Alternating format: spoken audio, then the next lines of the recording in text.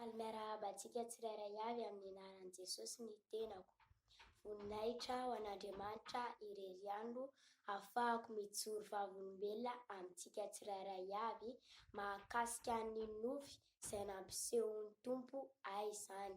Rehefa nanofy ahy izany dia nahita ilay mpanompon'Andriamanitra izay niara nivavaka tamiko tany amin'ny fiangonana izay nivavahako taloha. Dia hitako izany izy mitondra fiara dia hoentiny eo an-tokotanin'ny Tobo izany, hoentiny eo an-tokotanin'ny Tobomasina ho avy Jesosy izany. Hoentiny eo izany ilay fiarany dia tao anatin'ilay nofy dia nahita latabatra avo be mihitsiny ambony be teo an-tokotanin'ny Toby dia nakariny teo ilay fiarany.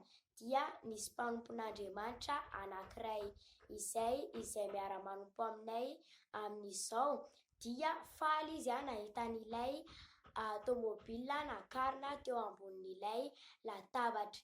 Ny tiako hanentanana antsika izany dia mila izany isika mifantoka amin'Andriamanitra fa tsy variana amin'ny zavatry ny tany dia mila miorina tsara, mila mijoro tsara dia voninahitra teo an'Andriamanitra irery ihany. Aleluia.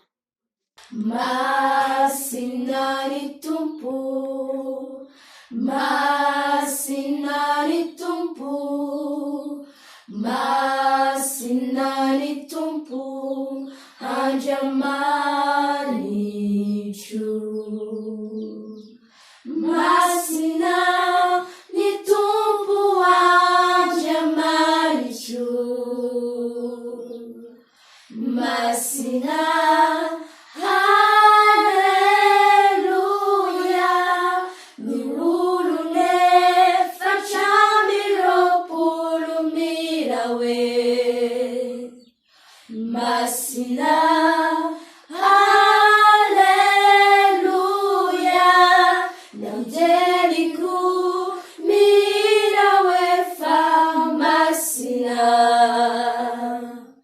Masina